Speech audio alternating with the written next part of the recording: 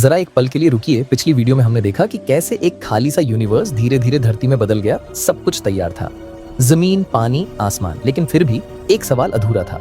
जब सब कुछ मौजूद था तो जिंदगी आखिर आई कहां से? क्या ये बस इत्तेफाक था या फिर कोई जादू? या सच कहें तो प्रकृति की सबसे खूबसूरत चाल? वैज्ञानिक मानते हैं कि जिंदगी की शुरुआत आज से करीब 3.5 से 4 अरब साल पहले हुई थी। उस वक्त धरती बिल्कुल नई थी, धीरे धीरे ठंडी हो रही थी। समुद्र गर्म थे, हवा जहरीली गैसों से भरी थी और सांस लेने लायक ऑक्सीजन का नामो निशान तक नहीं था। और फिर भी यहीं से जिंदगी ने पहला कदम रखा। ये कोई जादू नहीं था, ये कहानी थी बेजान चीजों से जानदार बनने की, केमिकल्स की, एनर्जी की और टाइम की। सोचिए, शुरुआती धरती पर बिजली चमक रही थी, ज्वालामुखी फट रहे थे, आसमान से उल्काएं गिर रही थी। ये अराजकता ही जिंदगी की असली प्रयोगशाला थी। इन सब ने मिलकर छोटे छोटे रासायनिक टुकड़े बनाए जिन्हें अमीनो एसिड कहते हैं।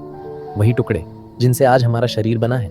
और हैरानी की बात यह है कि ये कोई कल्पना नहीं है, ये सब समझने के लिए 1950 के दशक में वैज्ञानिकों ने लैब में पुरानी धरती जैसा माहौल बनाया और उसमें बिजली डाली और वही अमीनो एसिड अपने आप बन गए। यानी जिंदगी के बीज खुद ब खुद पैदा हो सकते थे। फिर कहानी और गहरी होती है। समुद्र की गहराइयों में थे गर्म पानी के फव्वारे, जहां थी गर्मी और खनिज। शायद वहीं बनी पहली छोटी सी कोशिका।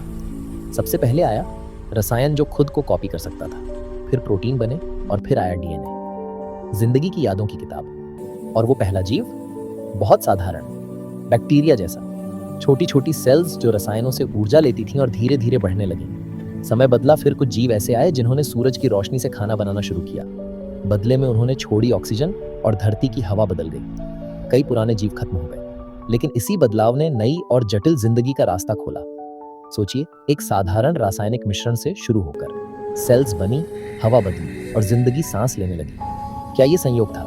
हाँ, लेकिन प्रकृति के नियमों के तहत आज भी कुछ सवाल अनसुलझे हैं। शायद जिंदगी कहीं और से आई हो, लेकिन ज्यादातर कहानी यहीं इसी धरती पर लिखी गई। और अब अगला सवाल ये आता है कि एक छोटी सी कोशिका डायनासोर तक कैसे पहुंची, और फिर हम तक? इसका जवाब आपको अगली वीडियो में मिलेगा।